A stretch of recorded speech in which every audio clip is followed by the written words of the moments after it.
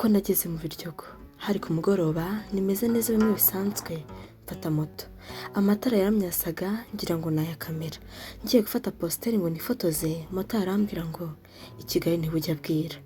twakomeje kugenda moto arambwira ko tunyuze kuri La Fresheri ndibaza ngo ma Fresheri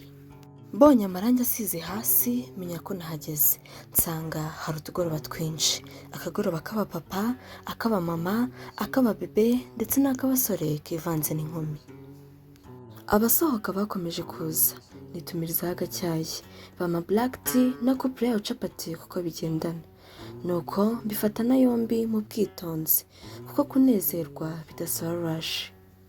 capati zari zibyibushye bitari bimwe bya kibonke maze ndisigariza nimukira ahandi nanyuze ku bari gufana njya kwishakira breba nungurwa no gusanga ari igikoma nuko barankorogera bihinduka imvange